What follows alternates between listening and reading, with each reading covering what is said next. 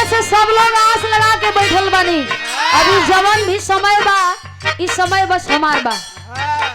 अब इस समय में भाई अब केहू के न मिल पाई, काहे कि हमारे सब लास्ट हो जाई। कोनो प्रेमी प्रेमिका आपस में बतियाओ तड़न, कहो तड़न का भैया आवाज न दो, संभारी के रखो। लड़का कहे हो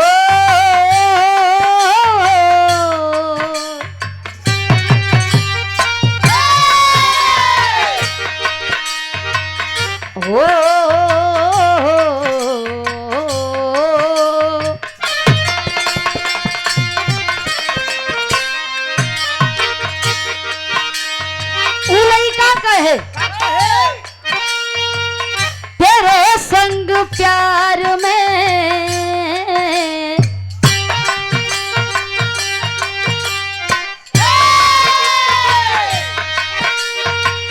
तेरे संग प्यार में नहीं तोड़ना,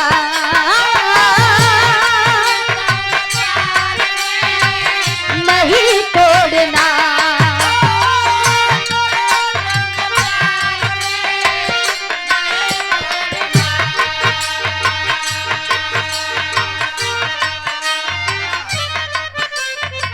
और ये सम्मानित गार्जियन जी जिनके कंधे पे बहुत भार है, सब कुछ देखते हुए कलाकारों का भी सम्मान करने के लिए कलाकारों के पास चल करके आ जा रहे हैं, यही बड़ी बात है। लोग भूल जाते हैं।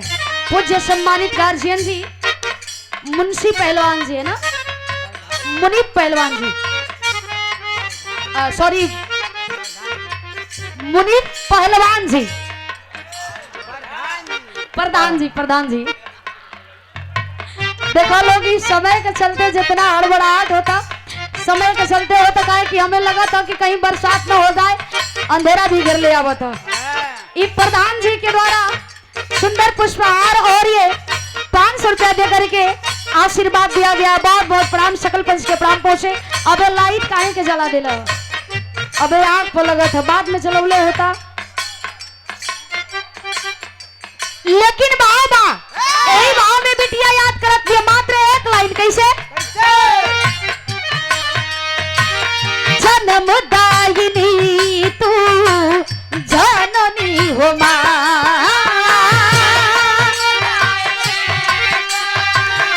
जननी हो मां।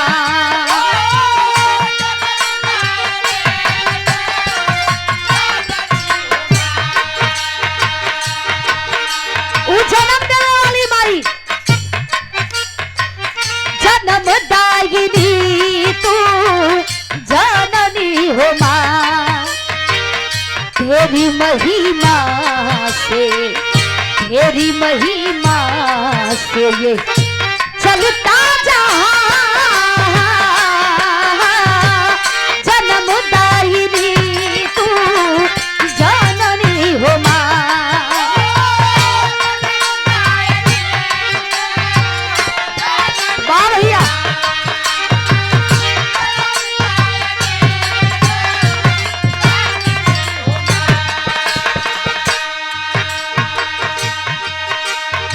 लोग अपने अपने आराध्य देवी के मनावेला, मनावल भी जरूरी होला, और सही एक लाइन हमन के भी मना ले जा। आखिरी भाव कैसे पत छे बर सुख नंदन जिनानी हुए।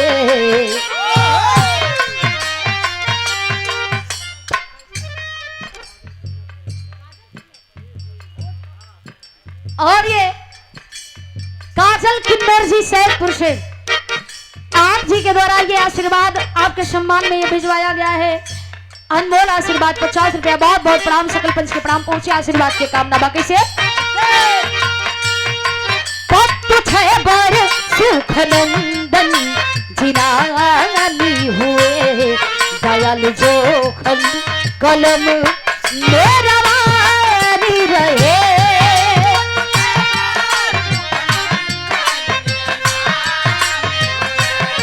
दयाल जोखन कलम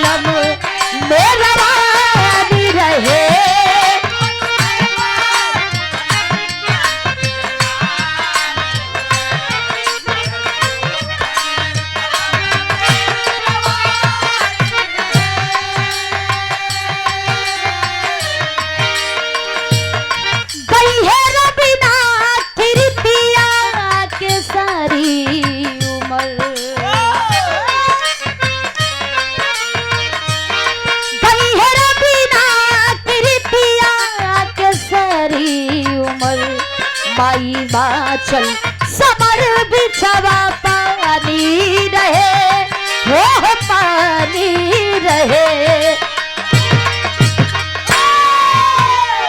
आज रखिले बुनिया रे ये जननी रखिले बुनिया रे न करी हो जुदा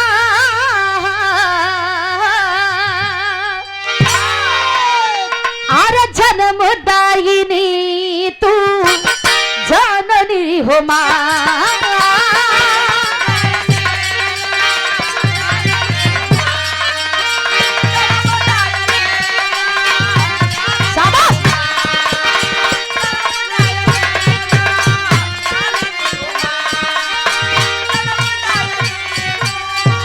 जननी